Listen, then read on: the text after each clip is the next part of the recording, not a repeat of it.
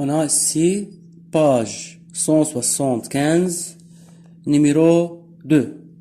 Deux voitures partent en même temps du même endroit et sur un chemin rectiligne, c'est-à-dire ligne droite. Pour une même destination éloignée de 90 km, l'une parcourt ce trajet avec une vitesse moyenne de 50 km par heure et l'autre avec 60 km par heure. Déterminez l'intervalle de temps qui sépare l'arrivée de deux voitures à leur destination. Donc, ici on a deux voitures, l'une se déplace à la vitesse 50 km par heure et l'autre à la vitesse 60 km par heure pour parcourir la distance D égale 90 km. Donc, pour la voiture 1, on a la formule générale de la vitesse moyenne, c'est V égale D sur T. Mais pour la voiture 1, on a la vitesse 1 et le temps 1. Mais la distance est la même. Donc, d'après cette formule, on a T1 égale D sur V1. C'est égal à distance ici, c'est 90 km. Sur la vitesse V1, c'est 50 km par heure. Donc, la réponse est 9 sur 5. C'est 1,8 heures. Donc, la durée nécessaire pour la voiture V1 parcourir la distance D est 1,8 heures. Donc, maintenant, pour la voiture V2, c'est V2, il est semblable ici, sur T2. V2 égale distance sur T2. Implique T2 égale D sur V2 égale à 90 km sur 60 km par heure. C'est égal à 9 sur 6, c'est 1,5 heures. Donc, la durée entre les deux voitures, ou l'intervalle de temps qui sépare l'arrivée de deux voitures à leur destination, est par exemple delta T. Delta T, c'est la différence entre les deux durées. C'est T2 ou bien T1 moins T2 égale à 1,8 moins 1,5 égale 0,3 heures. C'est la réponse. Maintenant, numéro 3. C'est à la page 160. Ici, c'est la page 166. Donc, page 166. On a le chauffeur d'une voiture conduisant à une vitesse de 100 km par heure. C'est la vitesse moyenne. V égale 100 km par heure. Regarde pendant 2 secondes une voiture accidentée au bord de la route. De combien sa voiture a-t-elle avancé pendant ce temps? C'est-à-dire calculer la distance parcourue par cette voiture pendant 2 secondes. Maintenant, la vitesse est 100 km par heure et le temps est 2 secondes. Si il faut exprimer la vitesse en mètres par seconde, car le temps est en secondes. Pour exprimer la vitesse en mètres par seconde, on divise par 3,6. Donc, la distance parcourue d'après la formule V égale D sur T. Donc, encore D égale V fois T. C'est égal à 27,7 fois 2 égale à 55,4 mètres. C'est la distance parcourue par cette voiture pendant 2 secondes. Maintenant, numéro 4.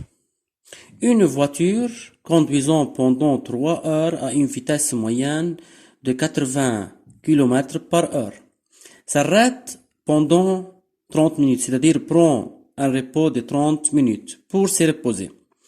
Il conduit ensuite à une vitesse de 90 km par heure pendant 2 heures. Calculez sa vitesse moyenne sur tous les trajets. Donc, on a ici, par exemple, trois positions A, B, C. Entre A, B, la vitesse est 80 km par heure et le temps 3 heures. En B, la voiture se repose pour un temps de 30 minutes. Mais puisque tous les temps ici et toutes les vitesses sont exprimés en km par heure et en heure, il faut transformer 30 minutes en heure, c'est-à-dire la diviser par 60.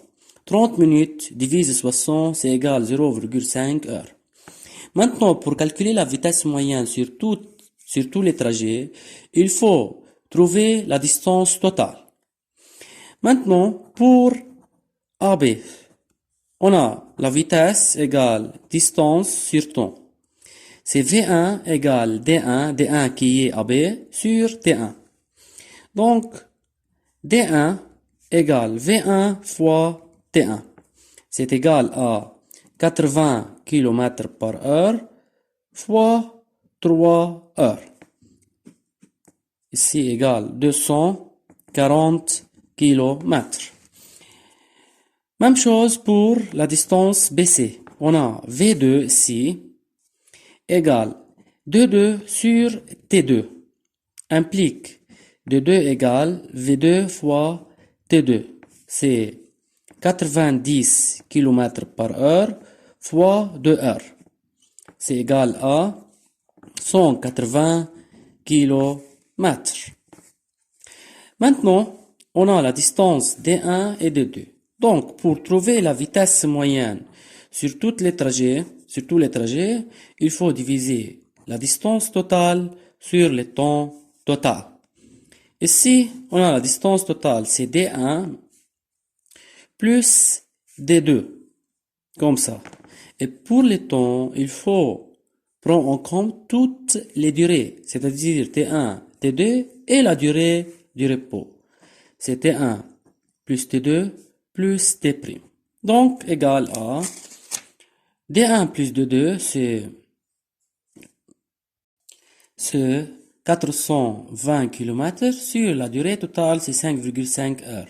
Donc, la vitesse moyenne sur tous les trajets est 76,3 km par heure. Maintenant, numéro 5, on a la figure 14-19 reproduit en vraie grandeur, c'est-à-dire sans échelle. Les positions successives séparées par le même intervalle de temps, taux égale 60 millisecondes, d'un mobile M sur une table inclinée. On a les positions successives ici à l'échelle réelle. Première question A. Quelle est la forme de la trajectoire de M? Ici, la forme est très claire. C'est une ligne droite. Donc, pour la partie A, on a la trajectoire est une ligne droite. Donc, partie B. Calculer la vitesse moyenne de M entre les instants T2 et T5, c'est-à-dire la vitesse moyenne entre M2 et M5. Pour cela, on a V2,5, c'est-à-dire la vitesse moyenne entre M2 et M5, égale à la distance entre les deux positions, c'est M2, M5, sur la durée entre elles. La durée entre M2 et M5, c'est taux, 2 taux, 3 taux. Ici, on a 3 taux. Pour la distance M2, M5, on l'a mesuré graphiquement, car l'échelle est réelle. C'est 2,4. Ici, M2, M5, c'est 2,4 cm. Donc, égal 2,4 cm. Mais la distance doit être exprimée en mètres. Pour cela, 2,4 fois 10 à la puissance moins 2 pour être en mètres. Sur la durée, c'est 3 taux. Taux ici, c'est 60, mais 60 millisecondes. Encore, il faut exprimer la durée en secondes. Pour cela, on multiplie par 10 à la puissance moins 3. Dans ce cas, la distance est en mètres ici, et le temps est en secondes. C'est 0,13 mètres par seconde. Maintenant, pour la partie C. On a la partie C, calculer la vitesse instantanée à l'instant T2 et représenter avec une échelle convenable les vecteurs vitesse correspondants. Donc, on va calculer la vitesse instantanée à T2. C'est V2 égale à la distance sur la durée. Mais distance entre quoi et quoi? C'est la distance entre les positions avant et après M2. C'est M1, M3 sur la durée entre elles. La durée entre M1 et M3, c'est taux de taux. Donc M1, M3 sur 2 taux. De même, on mesure la distance M1, M3. Comme ça.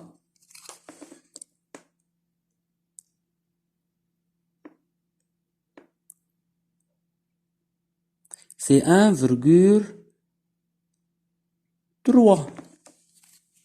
Donc,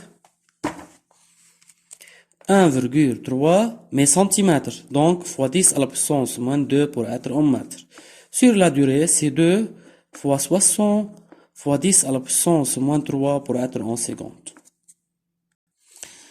Donc, la vitesse est 0,108 mètres par seconde. Maintenant, pour la représentation, on va utiliser l'échelle 1 cm pour 0,108 mètres par seconde. Donc, pour V2, la longueur nécessaire est 1 cm. Donc, on trace le point M2 ici, ou bien sur la figure. Donc, le vecteur vitesse V2 est d'origine M2. Son sens est dans le sens du mouvement, c'est-à-dire à droite, car le mobile se déplace à droite et de longueur de 1 cm. Comme ça. C'est la vitesse V2. Maintenant, partie D. Calculer l'accélération aux instants T2 et T3. C'est A2 et A3. Donc, l'accélération A2, c'est égal à V final, c'est V3, à V, M2, moins V initial, c'est avant 2, c'est V1. Sur la durée entre M1 et M3, c'est 2 taux. Mais il faut d'abord calculer V1 et V3. Donc V1, c'est la distance avant et après, c'est la distance entre les positions avant et après M1. C'est M0, M2 sur la durée entre M0 et M2 sur des taux. Ici V2, M0, M2 sur des taux, même calcul, c'est égal à 0,091 mètres par seconde. De même pour V3, c'est M2, M4 sur des taux. Encore, on mesure la distance M2, M4 et on l'exprime en mètres par seconde pour obtenir cette réponse, 0,125 mètres par seconde. Donc A2 égale V3, c'est 0,125 moins V1, c'est 0,091 sur deux taux, c'est 2 fois 60 fois 10 à la puissance moins 3. Et la réponse est ici. De même, on a A3, c'est V4 moins V2 sur deux taux. N'oublie pas que V2 est déjà calculé, c'est 0,108 mètres par seconde. Pour V4, c'est M3, M5, c'est la distance entre M3 et M5 sur la durée entre les deux positions, c'est deux taux.